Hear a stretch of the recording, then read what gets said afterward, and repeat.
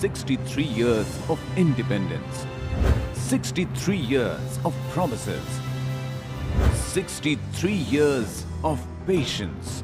It's time for governance now. Governance now. Let's make it work.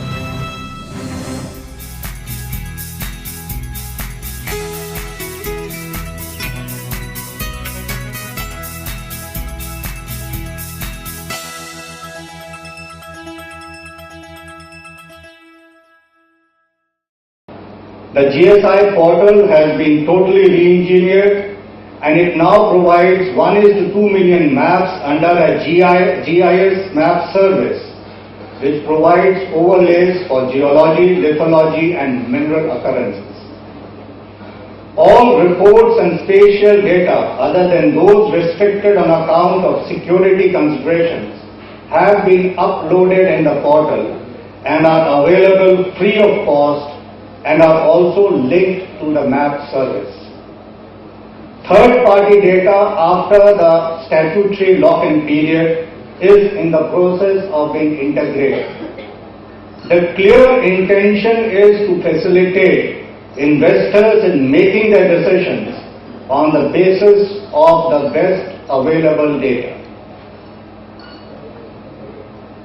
At the same time, we are conscious that since some of the forest and tribal areas of the country are likely to contain very substantial mineral resources, our strategies for exploitation of mineral wealth would be environmentally responsible and should not lead to avoidable disruption of traditional ecosystems and community life of the tribals. Exploration and mining cannot be taken up in a manner that is seen as a threat to the local communities. It must be designed to provide opportunities for inclusive growth for local populations. As you may be aware, we are in the process of devising a new mining code to replace the current Mines and Minerals Development and Regulation Act 1957. The code will be based on the National Mineral Policy 2008 and it will seek to meet the twin objectives of encouraging and facilitating mineral exploration and scientific mining on the one hand and ensuring environmentally sustainable and socially inclusive operations on the other. The new law has been drafted after an enormous amount of dialogue and discussion with various stakeholders, provincial governments, mineral-based industries, and local stakeholders.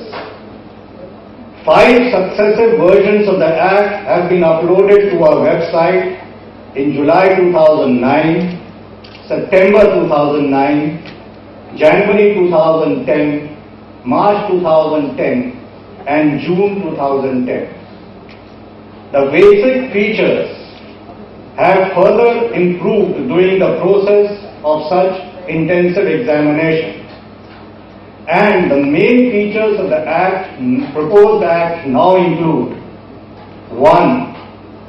Clear distinction in terms of known mineralized areas which can be notified and unknown areas which will not be notified.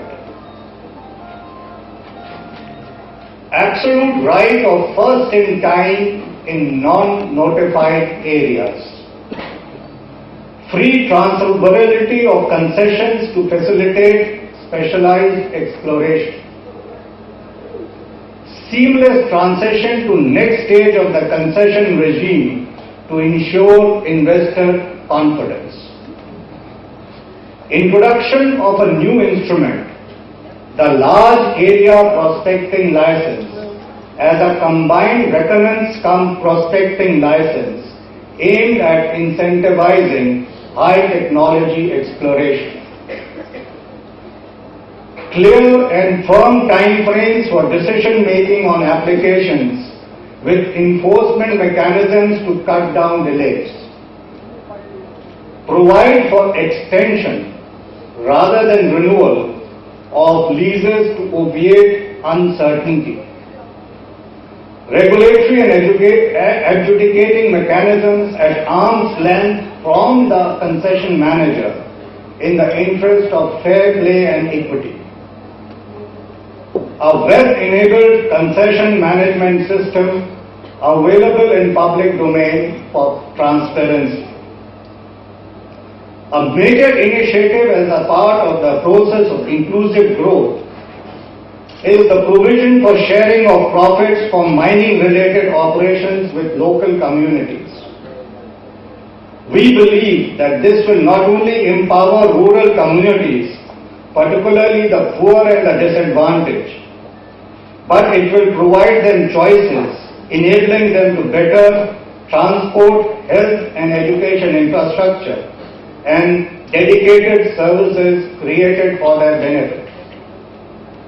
In the process, we hope that host communities will view mining not as a threat to their way of life, but as an opportunity for development at a pace of their choosing.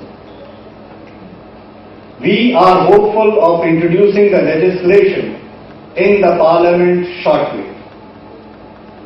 Currently, the draft is being subjected to a close and detailed scrutiny at various levels in the government, primarily to ensure that the regulatory mechanisms are sufficiently fair, transparent and robust, and inclusiveness provisions sufficiently structured to ensure that the local population has a real and substantive stake.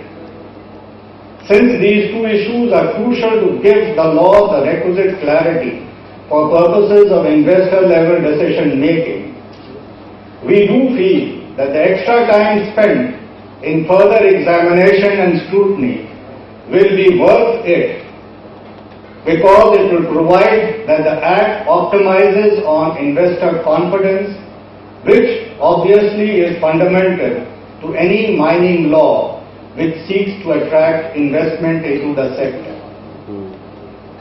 At the end of it all, we hope to have a legislation which will not only provide a legal license to mine scientifically, but also an environmental license to mine sustainably, as also a social license to mine in a responsible manner. I think the industry is ready for this, and we welcome the principle on which it is predicated.